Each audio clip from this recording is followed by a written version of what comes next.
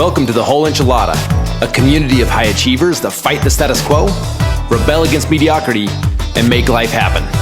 Let's go. Hello, Enchilada Nation. Excited to spend some time with you today.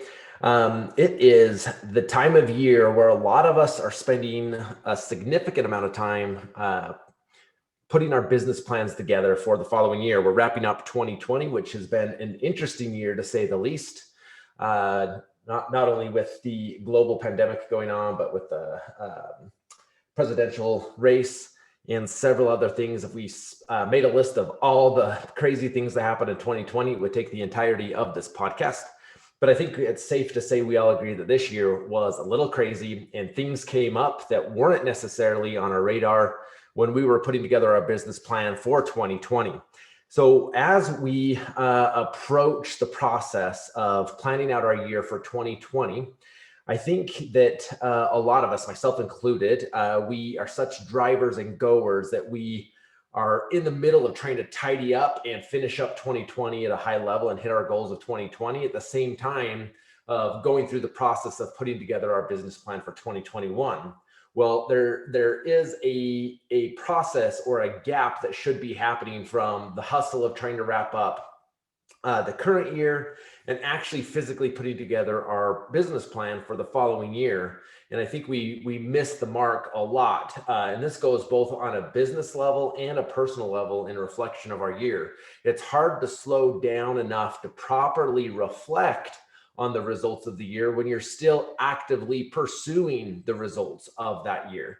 At the same time, particularly if we're in the process, we're in the business of sales, the activities that we're doing today are already going to be measured in results to show up in the year that comes. So it's this weird balance of I've got to slow down enough to actively put together a game plan for the following year, and at the same time put enough energy and focus in to finish the year strong that I'm currently in. Well, this process that I'm talking about that I feel like a lot of us don't take the time to do is actually an inspection of reality, inspecting reality. And a lot of us measure our success for the current year based on how the income showed up or what the result was. We've already talked a little bit about lead and lag measures, but it's those lag measures that are the results of the activities we've been doing, and we want to measure success on those lag measures instead of really saying, was I successful on the lead measures? I've already had the opportunity so far this year to run a couple of business planning clinics where I've coached hundreds of people already in putting together their business plans for the year to come. I've got several more to do in the next coming weeks. In addition to that, actually sitting down and putting together the business plan for my personal businesses. And I go through the same process. So today we're going to talk about a couple things that you should be considering from inspecting the reality of your current situation before you go in the process of putting together that business plan. The reason I think this is important is too many of us, this is how we approach this process is we think, oh, I'm a business person. I've got to put together my business plan for this coming year. So we go to our filing cabinet or in our computer and pull up our business plan from the year before. And for a lot of you, this will be the first time that you look at your business plan from 2020 since you wrote it in 2019. Now, I want to congratulate you for actually going through the activity of putting together a business plan, because I think a lot of people don't even take the time to put together an accurate business plan. But at the same time, I want to point out the fact that why did we put together a business plan if we were going to file it away and not look at it or measure against it throughout the year, where we were able to make clear course corrections along the way? That is the power of a strong business plan, is the ability to measure against it in an ongoing basis, create a cadence of accountability, and make these small course corrections along the way, where a lot of us, as we dust off that business plan from the previous year, we might make a couple minor adjustments and just say, yeah, it worked for me last year, let's do it again. When we're really saying it worked for us in the lag measures. I think this year particularly is interesting, as I know a lot of our a lot of my associates have had the best financial year they've ever had, regardless of everything going on in the world. But I would dare say, as they inspect reality, the activities they did or the approach to the activities that they committed to do felt different this year based on everything going on in this current year of 2020. So here's a couple suggestions or ideas around inspecting your current reality. And as you inspect your current reality, you'll identify the things that are working well for you in producing the results.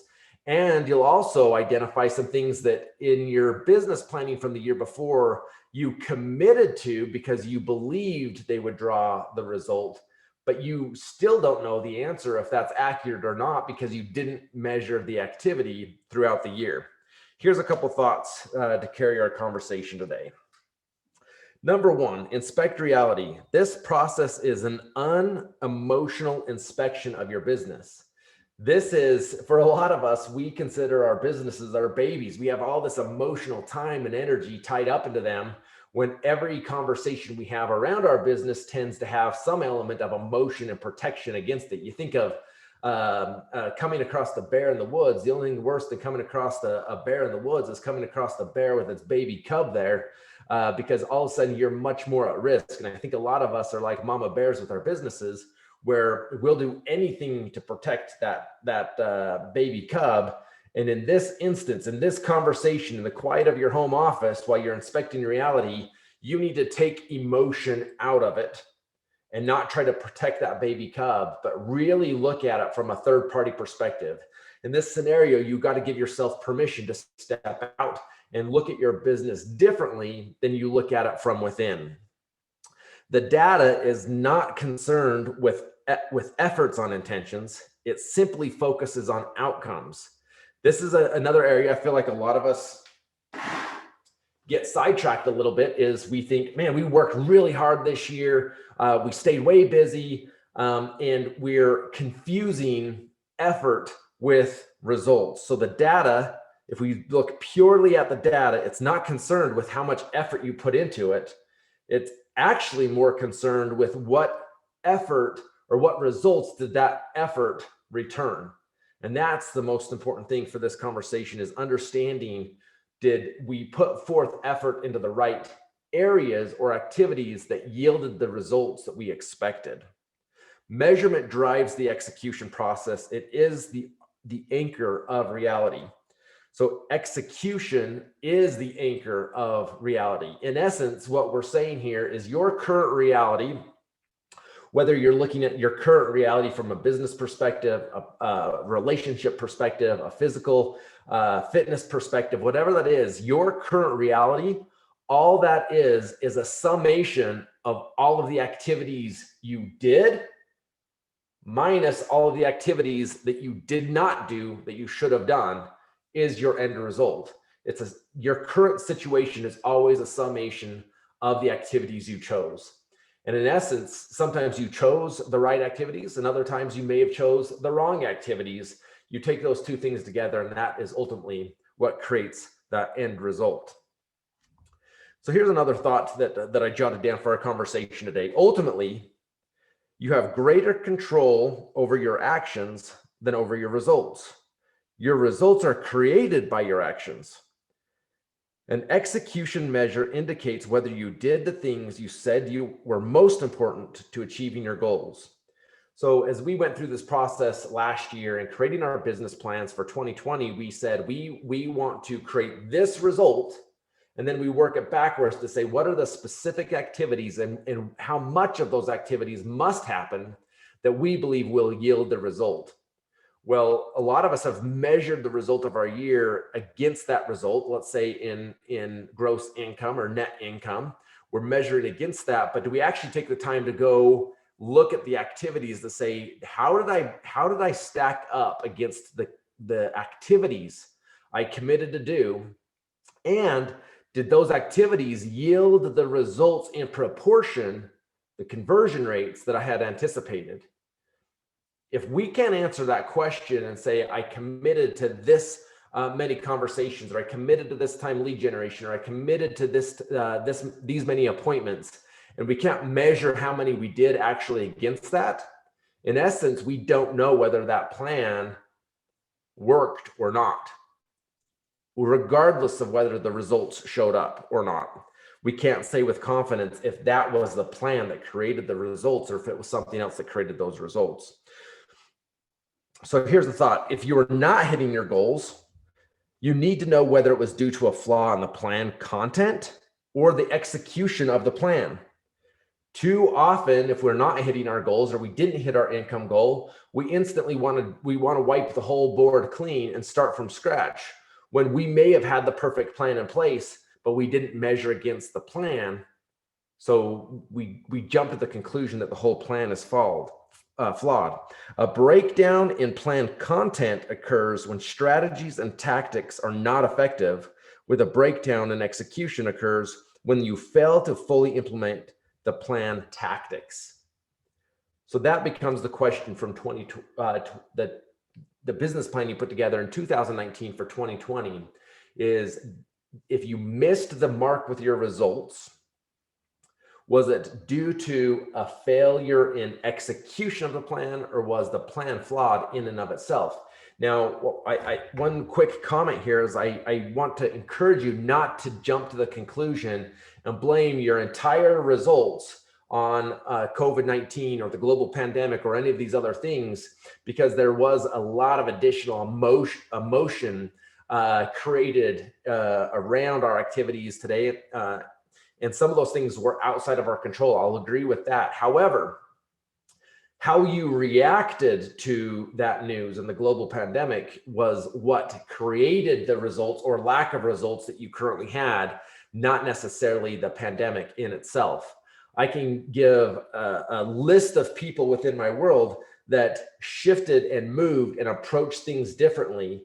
They still put forth a lot of effort in their business. They just shifted tactics a little bit on their game plan to still create the same and execute on the same lead measures and had the best year ever. While at the same time, some people that are within my world who historically have had very successful years froze with the changes in 2020 and did not take action. And it wasn't because they didn't have the energy or the drive to take the action. They chose to freeze and take no action other than some action and moving forward. So here are a couple of thoughts as you analyze and inspect reality. I would encourage you to take some time block some time this week to sit down and write out in your journal, inspect reality, and then break down all of your businesses, your physical health, your relationships, anything specific that you're going to build a game plan around for 2021. And let's get clear on that reality. Take the emotion out of it and ask yourself some questions like this. What does the data actually say about my business? Not in the results, but what does the data say of how I showed up in relation to the lead measures that I said were important? And again, this can go on a personal level or a business level. And a great example of this is on my calendar every Tuesday night after my workout. I've got a kids date night. I have 4 daughters. I try to rotate through and give them all one-on-one time once a week, or one of them each once a week.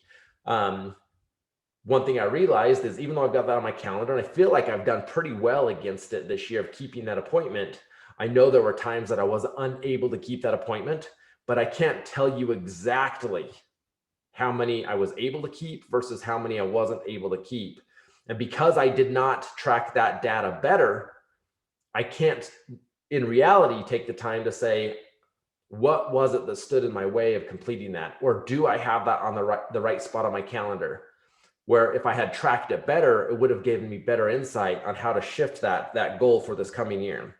The next question was one of my favorite questions that Keith Cunningham suggests in his book, Travel the Road Less Stupid, is, if your business could talk, what would it say?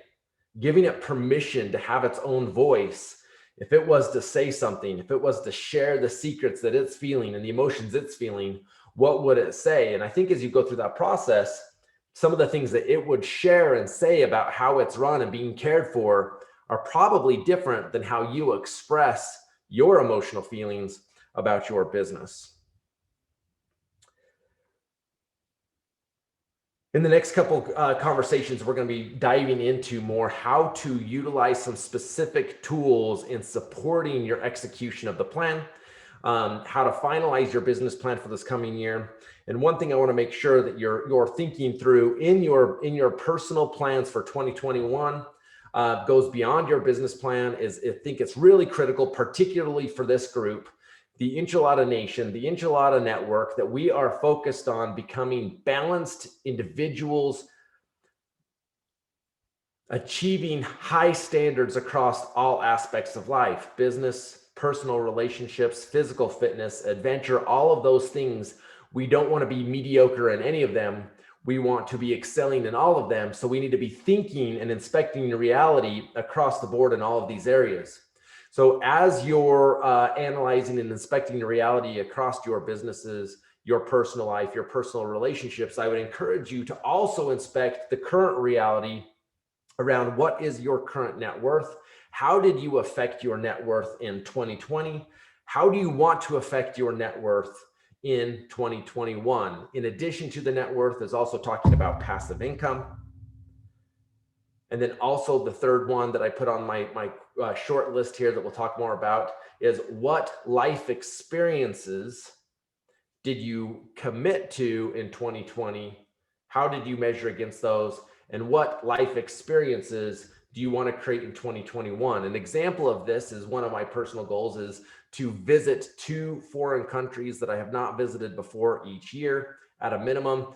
As you know, travel restrictions in 2020 were significant. So here is a mistake I made is I took that as, I guess I'm not able to fulfill that goal this year and kind of put it to the side. But were there other experiences, life experiences that could have carried as an equal amount of value to me that I would have been better to say, hey, the goal is still the same to create these life experiences. The lead measures of how I'm going to create those life experiences have changed due to changing circumstances around me, but can I still create that result?